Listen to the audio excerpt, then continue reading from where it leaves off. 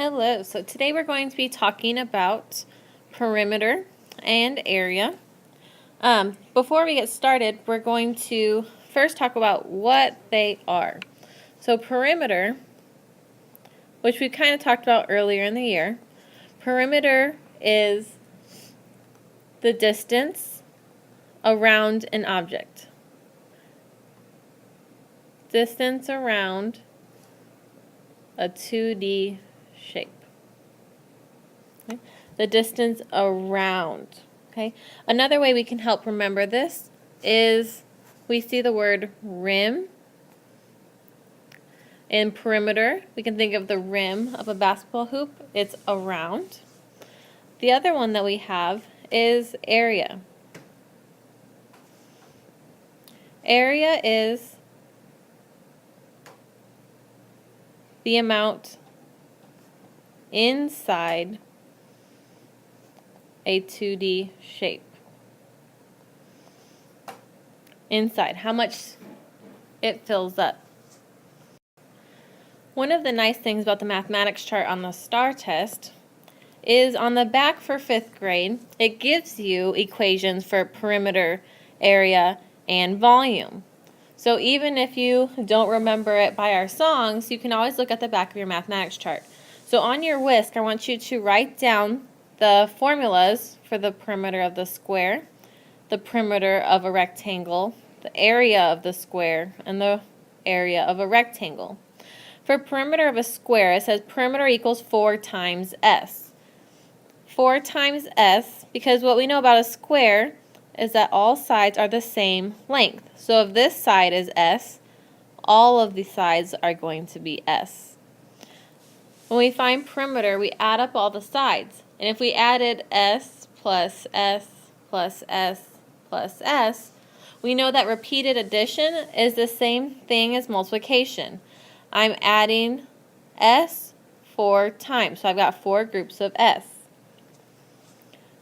When it says the rectangle, we're finding 2 lengths plus 2 widths. So this is an equation to help us find that. When we've got area, area is length times width. Well, on here, a square, length times width, they're both going to be the same. Now let's talk about some real-world examples. For perimeter, some real-world examples might be a fence. The fence around a yard is showing the perimeter of the yard. The baselines or the boundaries on a court, a basketball court, on a football field, baselines on a court. We might have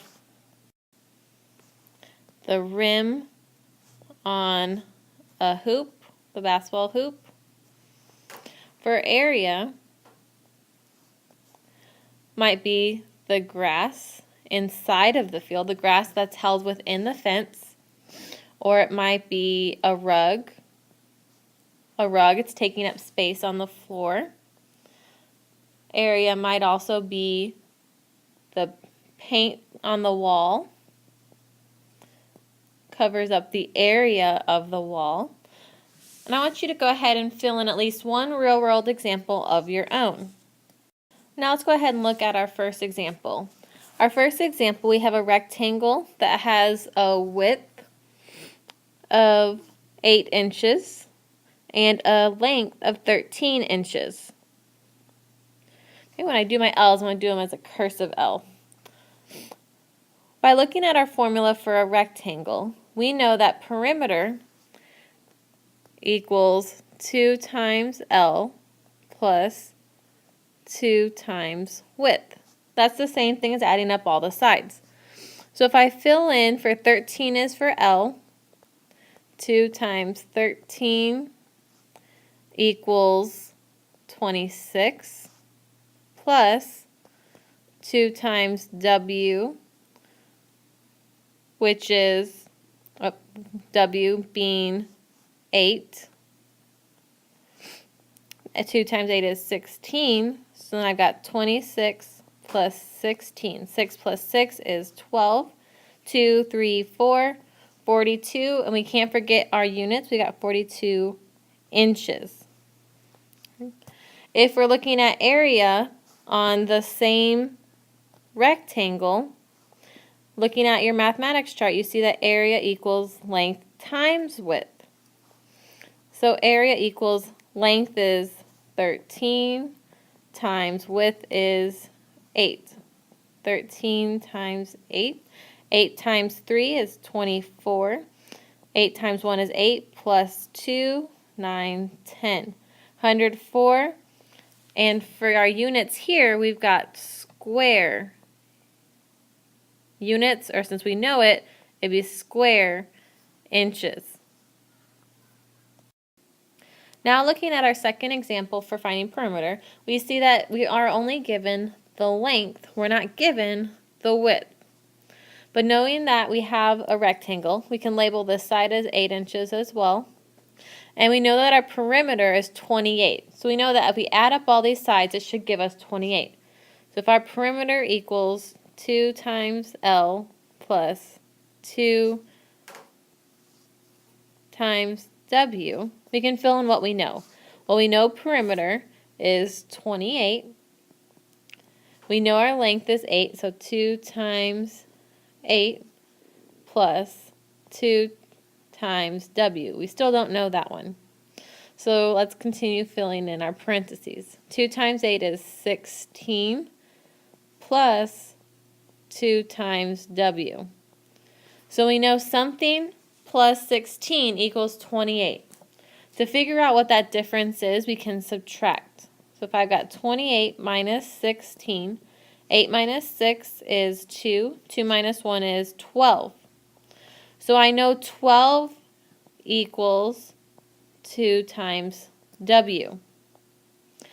Some of you might think that means the width equals 12.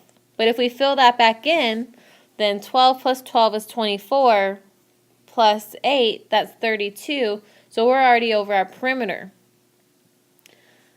Both these together equal 12. So to figure out which one of them is, I need to divide it by 2 since I know they're the same length.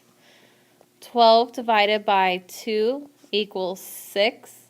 So when the question's asking what is the height, my height then is 6 inches. My next example for area is similar to where we know one dimension, but we're missing what our length is. Knowing our equation is area equals length times width, we can plug in what we know. Area is 60 equals length, we don't know that, times width, we do know, which is 5. So we know that something times 5 equals 60. So 60 divided by 5 equals L, my length. So I'm going to go ahead and do that division. Unless if you already know your fact family, you could figure it out that way. 9 times 5 go into 6, 1 time. 5 times 1 is 5. Subtract, 6 minus 5 is 1. Bring down the 0. 9 times 5 go into 10, 2 times. 5 times 2 is 10. Subtract. I don't have anything else to bring down, so now I'm done. So I see that 60 divided by 5 equals 12. Knowing my fact family, that means that L equals 12. Looking at my unit, 12 meters. Now that you've had some examples of what perimeter and area are, go ahead and use that to show me what you know about perimeter and area. Don't forget to use your mathematics chart as a resource.